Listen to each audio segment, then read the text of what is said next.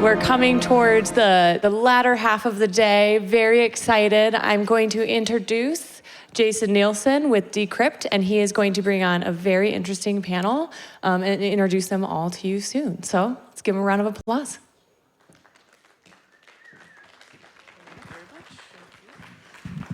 Hi, everyone.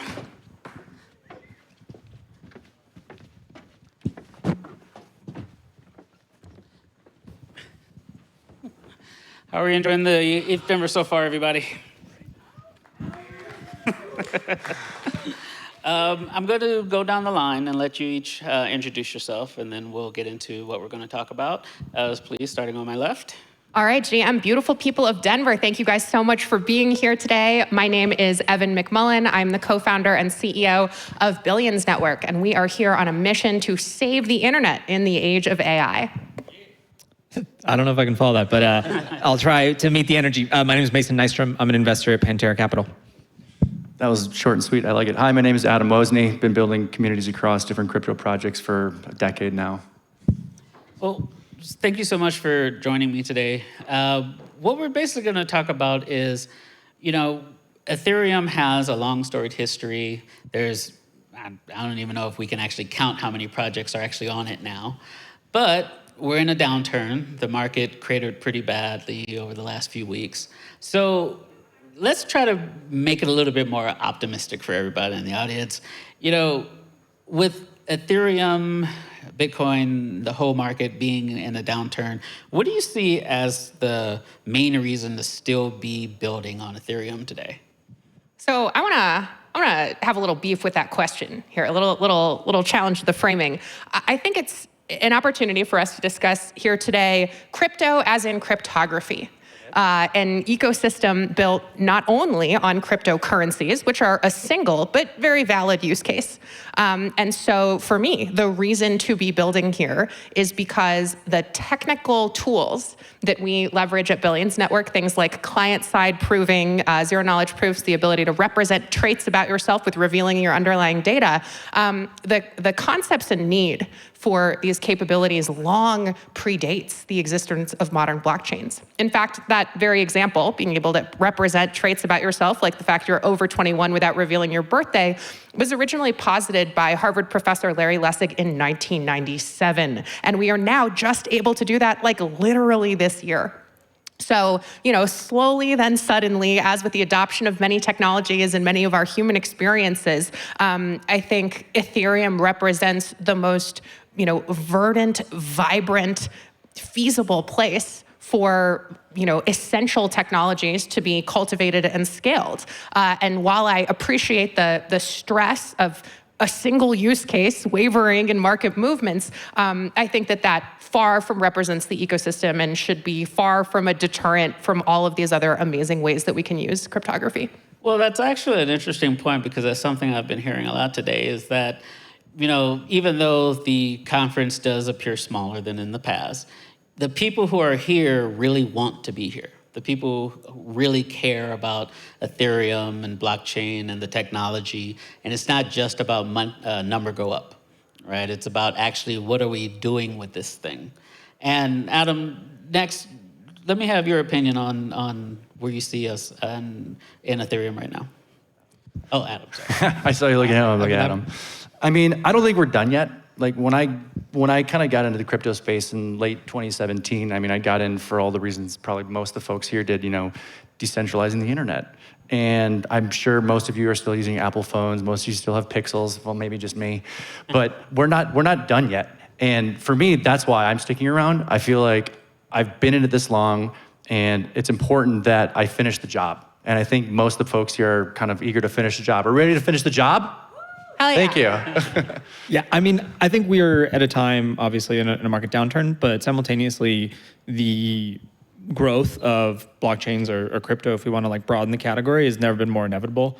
Stablecoins are 300 billion in TVL. That number is going to, just continue to grow. We're going to see all of finance move on chain. Any asset that can be tokenized will be tokenized. And so while I still do believe that the largest value creation over the next decade in crypto is going to be financial applications and payments, I think that there are other interesting things that are happening at the adjacent identity being one of those categories. Adam. Well, speaking of the use cases, over the last few years, one of the primary use cases of cryptos appeared to be meme coins. And before that, it was NFTs. What are you seeing, and then I'll turn it over to the rest of the panel, what are you seeing today as the major use case that can drive adoption? I mean, there's the ones everyone knows. Mason touched on: stables, real world assets, that type of stuff, getting that on chain. I made a call out maybe a year or two ago. I thought privacy was going to be the next thing that really brought on the bull market. But honestly, I don't know. I'm not going to pretend to know. I actually think these guys would have a lot more to say about that than I would, to be honest. I think you're always going to have some level of on-chain speculation. Meme coins have proven that they've been resilient across cycles. And so you're always going to have some level of on-chain speculation in that camp, but there are tons of categories that will continue to grow. Adam mentioned a few. There's others like perps, even remittances, or if you want to drill into the more specific use cases of stablecoins, there's going to be multi-decabillion, if not $70 billion opportunities there. Deca-billion-dollar opportunities. Damn, I like the sound of that. I think we can kind of divide drivers of adoption into just kind of writ large carrots and sticks. So when we think about the carrots, these are delightful speculation fueled by cheap dopamine and ready access, improving UX and yield farms that work at a certain scale, but certainly not for 1 billion people. And so I think we've started to see that in the trading space, making its way into the institutional space in terms of efficiency. But I think, maybe unsexy opinion here, but compliance is going to be the next major forcing function for adoption, because we've seen incredible institutional and government appetite for these technologies, but we have had neither guardrails nor sophisticated enough implementation capabilities to actually follow them. So now, after eons, more like a decade, of government sandbox capabilities and the evolution of these regulations, I think we are now seeing a fertile enough regulatory environment in some places and enough demand for use cases like identity systems, like stablecoin banking, digital assets and remittances, like Mason was saying. And so I think the conversion of hype cycle driven delight with actual business fundamentals in a regulatory environment ready to receive them, I think that's what the next 5 years look like. I do think this presents a hard pill that a lot of people who got into the space in 2017, Adam, myself, Evin, do have to swallow, and that the ethos in which we came to the space is evolving. And when we talk about moving to compliant DeFi, I 100% agree that's going to be a thing, but that also looks much more like a permissioned financial network, hopefully built on open permissionless rails like Ethereum or Solana, or even DeFi protocols like Morpho. But that is going to evolve towards that type of end state. I do wonder, though, because one of the issues that still plagues crypto and blockchain to this day, not blockchain in and of itself, but I'd say the projects that are built on it, is cybersecurity. And like you were saying about the regulations, the guardrails, and like that, those things are going to need to be ironed out before you're going to see governments really going into this thing. Because if I allow this network or this project to have the funds of my retirement programs, and then next month I hear that it was liquidated for $1 million, that might make me a little hesitant to explore these things further. So how do we balance cybersecurity with adoption, with not stifling the innovation that moves the industry forward? So I would, again, challenge the question a little bit in that if you're YOLOing your retirement funds into Fartcoin, that's not a cybersecurity issue. That's a user education and risk management decision-making issue. But I completely agree with the sort of general proposal that risk management is vital when we're implementing at government scale. I feel incredibly fortunate that over the last nearly decade, I've had the opportunity to be in the room with government decision makers around the world and go on the journey with them, from from 2017, 2018, what is Bitcoin, to today, where entire nation states are now embracing ZK credentialing as a new method of interacting securely with their citizens. I think the evolution of some of that, of course, is the maturity of the technology, but on the other hand, it's also the technical literacy and readiness of the government. So specifically in the identity space, for example, we've only recently, the last 3 or 4 years, started to see governments treat digital identity as a critical national infrastructure, as opposed to a novelty, because I think this internet thing is going to stick around for a while. But I think the disparity between wildly risk-on, meme-driven, dopamine hits and government infrastructure that needs to work for everyone also illustrates the broad variety of ways in which you can use these tools, and that's it. They are just tools. They do not define the plane of play. But curious, what do you guys think? I think it's just a spectrum of adoption, right? Like certain things the government will be more readily available to handle. For example, like the CFTC is looking at how they want to regulate prediction markets going forward. They've actually been very proactive in thinking about a framework and how they want to be regulating these new types of markets. And so that's an instance where the government's not going to take that long actually to come into the space. But then there also are things that take longer. To Devin's point, like the internet's been around for decades, and getting your ID on your phone is like still not common. Right. So it's a spectrum of adoption, and it's really just about sequencing and what is the government poised to handle first, and we should focus on that first. I'm actually kind of going to go off of what Evin was saying, and I actually think the technology is fairly ready and somewhat proven to kind of utilize or be implemented in these larger systems. I think I'm a little bit more interested in the word of the day agents and what happens there, because I feel like that's way more unproven, and that scares me a lot more than like what already exists out there within the crypto systems. So you opened 2 doors that I would like to take you through. The first is about identity online. And one of my main coverages is DAOs and DAO communities. And a lot of the members of the DAOs are on Web 2 platforms like Discord and Telegram and things like that, which don't require you to identify yourself, provide some type of ID in order to use it. But that's changing, and we covered recently that Discord is implementing age verification to access some servers. So how do we use Web3 technology that we're talking about up here on Web 2 platforms that may not even know that we're even using their platforms? Like how do we bridge the two? So I think there's a massive opportunity to space to bring new superpowers that solve business problems to the market without requiring a PhD in computer science to get through the first 10 seconds of the pitch. Right. And I think that's certainly where I've observed, and I know alongside these guys for many years have observed a shortcoming in the way that we technologists often like to explain blockchain-based tools, is that, well, first let's talk about consensus mechanisms. Like, no, I run a content site. I need to make sure my users are adults. I do not give a rat's ass about how your Bitcoin works or whatever. And I think that was a tough pill to swallow, because not everyone was excited as we were about the inner workings of the protocol guts. But this also means that now our technology is mature enough to compete pound for pound with so-called more traditional or less secure, more centralized solutions.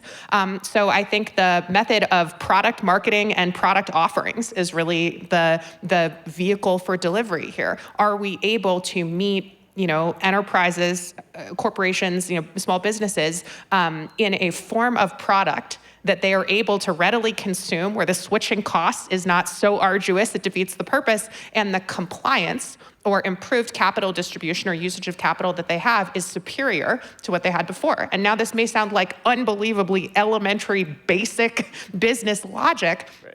But I think it bears repeating in an environment where magical thinking and the promise of what tomorrow can look like was often the punchline before such products were available.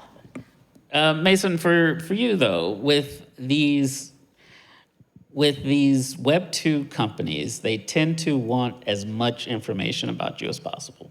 And for example, post your ID. Well, your ID is not just your face. Your ID is also your birthday, could be your social security number, could be your address. So how do we convince the platforms that the limited exposure that that Web3 ID products are the better option? Like, you don't need to warehouse all this information to be able to prove who I am. Totally. It's about convincing them of the value proposition. So if you want any large enterprise or business to use some type of crypto-focused identity, the way you want to sell them is on something like counterparty risk. Like, why have we been able to sell every single fintech that they should have a non-custodial wallet? Well, like, you're not actually custodying the funds. It's still in your application, but you as the bank or the financial institution don't own it. That's actually great for them because now they remove counterparty risk, which is a huge issue for them. And that solves a lot of pain points. You can do the same thing with non-custodial data, right? Like, that organization can still technically, that data can live in its ecosystem, they can use it, but you can also allow the user to selectively share pieces of it. And so in the same way that non-custodial wallets have been really powerful, I think you can have a non-custodial data identity, which is already happening. Like zk-TLS is like a very commercialized version of this, where there are already lots of companies using this as a solution for identity, for employee verification, and other things like that. And so if you can find the pain point that the enterprise is focused on, you can get them to adopt this type of identity solution. What do you think, Adam? Yeah, my answer is probably a cop-out answer, and it's honestly just build a better Discord. Like, why do we have to go onto Discord? Why does billions have to approach Discord and say, use us? But they might not. Who knows? There's probably a good reason why they should, but they might not. So why don't we just go out there and build it? I mean, so like I said, I've been building kind of communities for the better part of a decade now, and I'm still using Discord because that's where people are, and it's because no one's built something that's better than Discord. And it's a bit of a cop-out answer, but it's the honest truth. Yeah, well, network effects are really hard to overcome, and that's why you have to approach it from a value proposition standpoint. Like, it has to actually solve a pain point for Discord. And Mason, you were 100% spot on with the counterparty risk assessment. We experience that every day in our interactions with enterprises, even folks like the homies at Discord, where the cost and complexity of consuming a bunch of really sensitive data that you never set out to because your business does something totally different, than having to curate, protect, even remove parts of that data adds, potentially a few employees to your team solely to respond to these data management requests. And so the cost and complexity of these overreaching surveillance, actions in excess of the minimal disclosure required is, that's actually playing out exactly as Mason was saying. And I think the terrifying thing there is that we are seeing this type of overreach now occurring in the name of child protection in countries around the world where they're banning social media and performing similar overreach. Now, Adam, we're going to go through door number 2, and we're going to talk about agents. Word of the day. All right, so AI agents have dominated the media field for, the last year, I'd say. And everyone in here is probably either know of or at least tried OpenClaw or CloudBot. But we're seeing more projects rolling out AI agent applications. And is there any concern when it comes to not only privacy, but identity and things like that, of turning over crypto to an AI infrastructure as opposed to people? And what does that do to the community that built up around Ethereum over the last however many years if we're now going to say, I'll let my AI agent do it? Who would like to go first? Oh, I mean, I love this song. I'm playing my song. Go for it. I think, we have a massive opportunity as an ecosystem who loves a good meta and narrative to recognize that the memes we have put forth that stable coins are machine money invite us to also figure out, okay, how are we going to facilitate payments if we don't know who we're paying? And so the implied union of cryptographic technologies like identity solutions and ZK proving, paired with the infinite generation and emergence of agents, deployed and in now quite coordinated ways. Like I see this as a uniquely well-suited pairing. We have verifiable scarcity with stochastic emergence and infinite generation. We have payment rails that do not require standard interactions like we would with the traditional financial system, and we have the largest unbanked population the internet has ever seen. Right now, more than half of online and on-chain transactions come from these unidentified, unaccountable bots.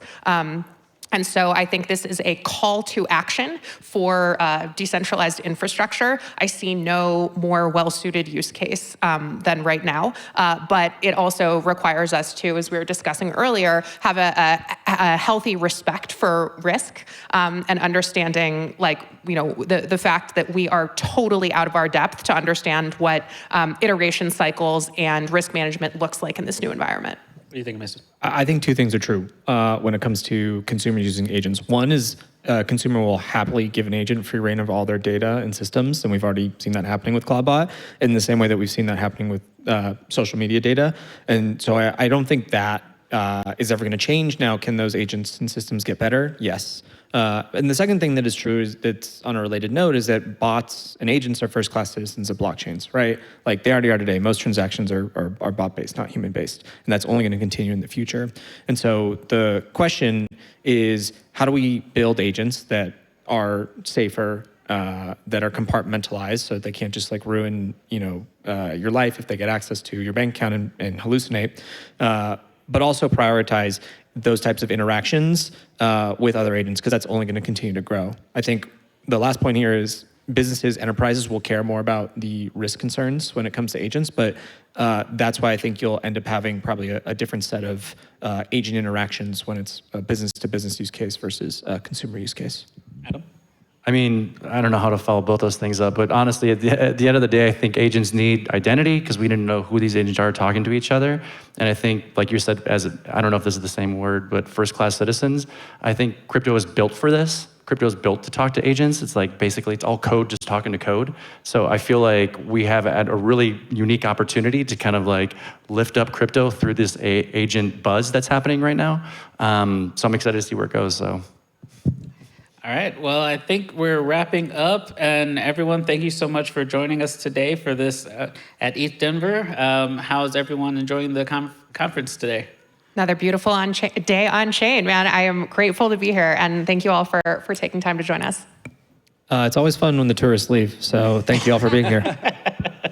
I love these guys. Round of applause for these guys. Thank you. All right, thank you, everybody. Thanks.